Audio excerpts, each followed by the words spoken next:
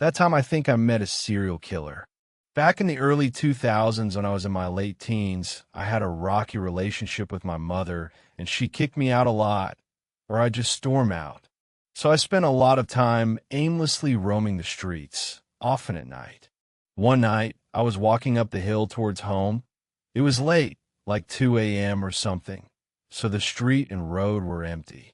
A car drove up behind me, crawled beside me for a minute, then stopped a few steps ahead.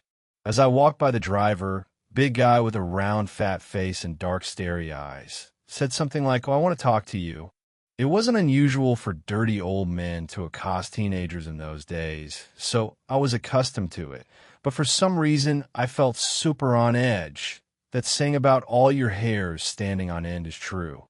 So instead of giving him the usual piss off pervert, I just power walked past and stared ahead like I hadn't seen or heard him.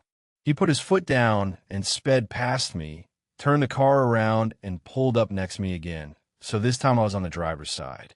I backed up 2 steps and half ran across the road, looking at my house up ahead, thinking, shit, I need to get back over that side. Then he sped past again and flung the car around, really aggressively this time, and braked hard a few feet ahead of me, opening his door at the same time to jump out. I panicked and sprinted back across the road, down our neighbor's driveway, and down the side of our house. We had a side door that was in an alcove, so I was squeezed into that, fumbling with my key in the dark, trying to open the door. While I was doing this, I saw his car creep up and stop at the top of the driveway. He got out and walked a few steps down the driveway, looking for me behind the hedges. Luckily, he couldn't see me squeezed into that doorway in the dark, so he got back in the car and drove off. I got in the house, a bit shook up, told my brother the weird story. We had a laugh about it. We were teenagers after all, and forgot all about it. A few years later, I saw this guy's mugshot all over the news. He's been convicted of multiple murders, kidnappings, and rapes of girls and women in our local area, and is suspected of many more.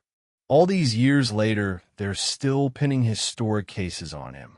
I'll never know for definite, but I'm pretty sure it was him. Same round face, same dark starry eyes, same area, same time frame. Weirdly, it bothers me a lot more now I'm older than it did back then. Maybe because I have daughters of my own now.